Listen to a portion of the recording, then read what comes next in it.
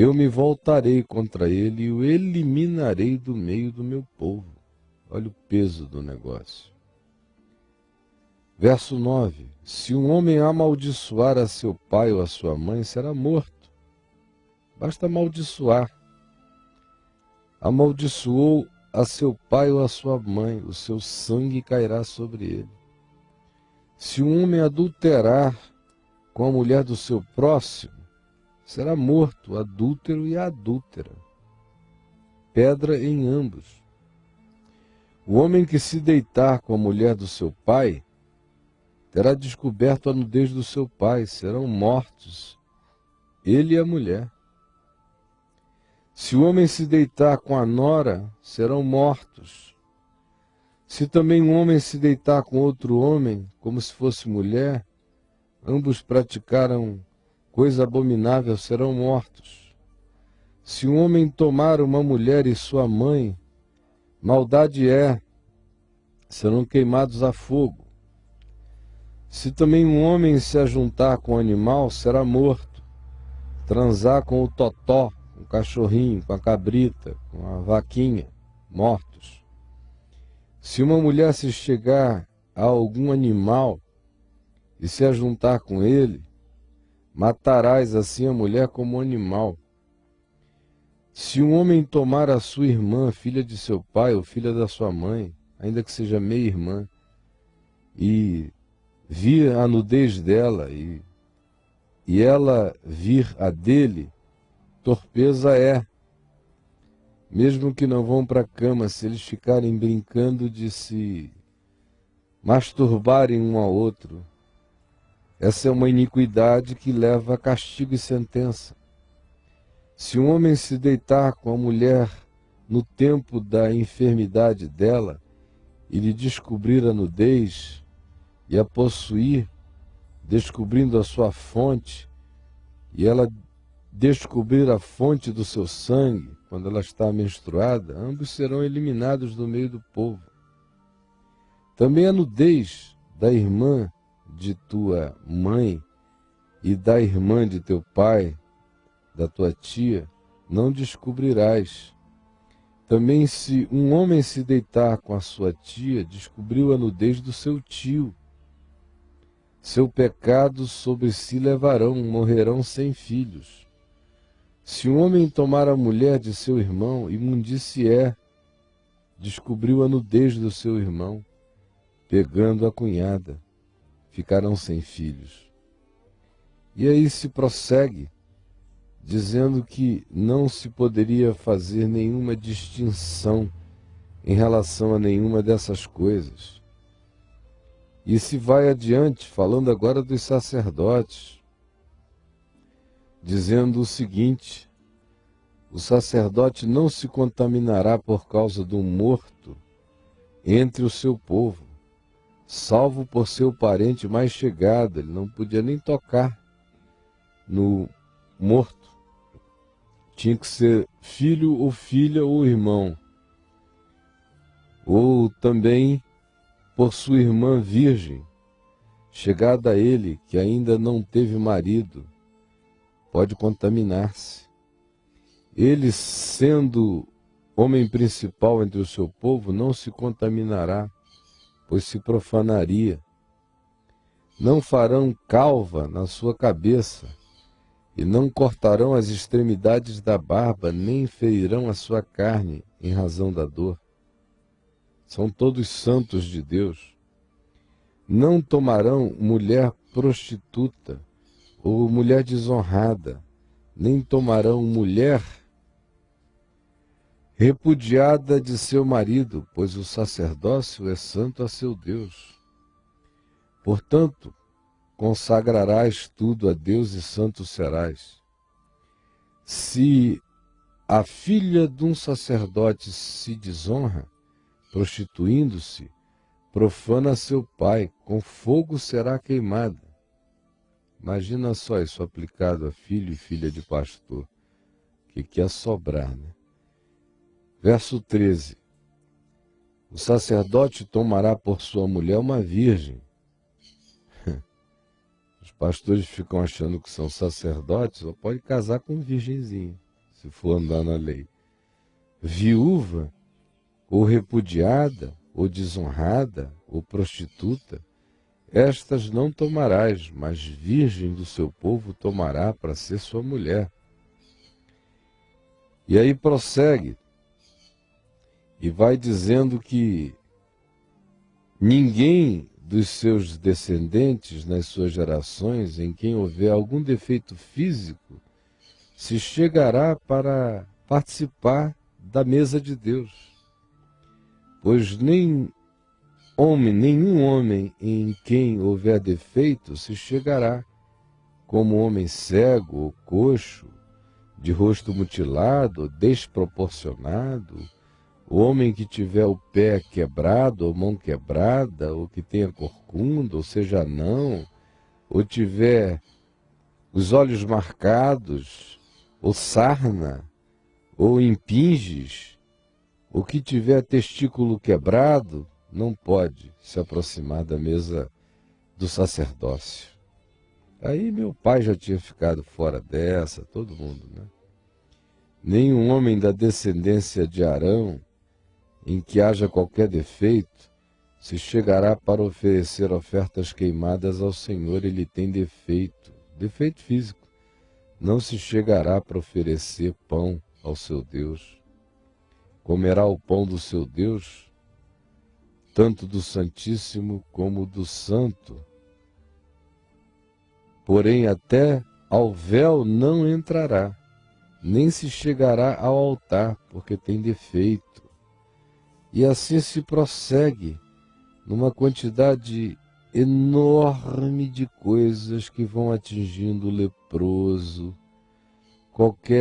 Aí entra nas questões das alimentações, do que se pode comer, do que não se pode comer segundo a lei, do que é aceito e do que é impuro, do que é imundo, animal que morre por si mesmo é dilacerado, não comerás, para não te contaminares. Aí guardarão, pois, a obrigação que têm comigo, não podem deixar de fazer todas essas coisas. E é uma quantidade extraordinária de definições, de leis. E eu aqui, como eu disse inicialmente, dei uma pílulazinha.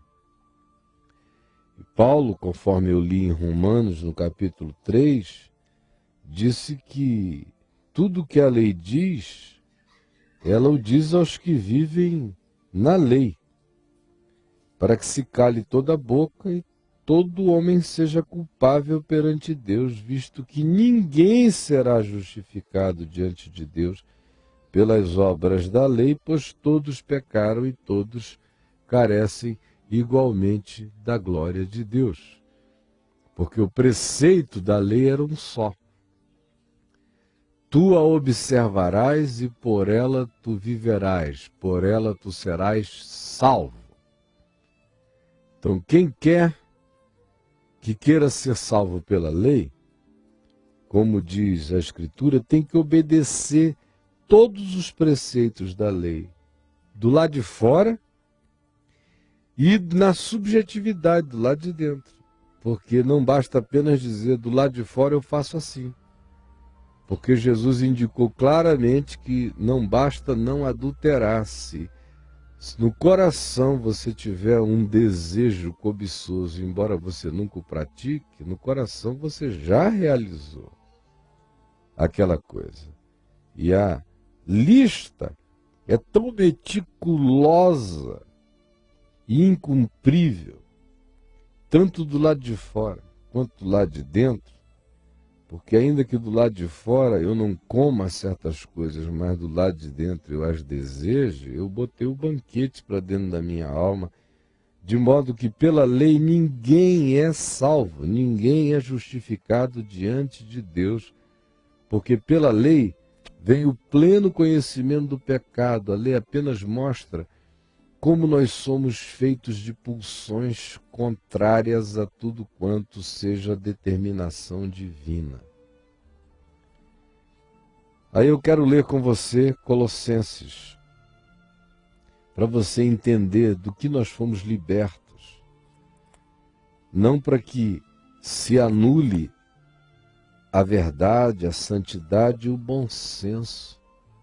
Porque agora eu fui salvo, de acordo com Paulo em Romanos 8, eu fui salvo dessa lei do pecado e da morte. Mas eu fui salvo para a lei do Espírito e da vida em Cristo Jesus. Eu estou salvo de tudo aquilo que seja lei, que eu decida que por ela eu serei justificado. Eu entendo que por nenhuma justiça própria minha, eu jamais me salvarei. Eu estou em débito permanente, objetivo e subjetivo. Moral, cerimonial, psicológico, espiritual. Eu sou um devedor sem ter como pagar. Eu habito o Serasa do inferno pela lei. Por isso, Jesus se tornou maldição em meu lugar, sendo ele mesmo aquele levantado no madeiro, sobre quem toda a lei foi pregada em meu lugar. Toda a lei.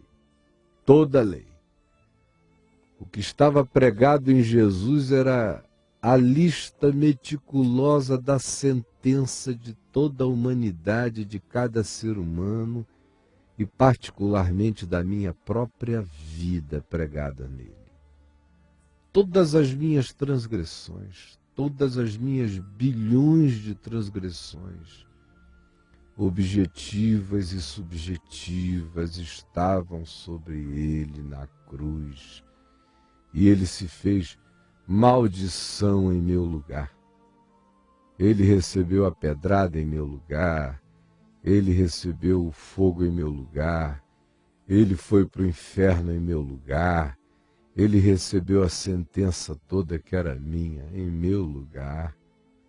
E foi do alto daquela cruz que ele gritou: está pago, tetelestai, está consumado.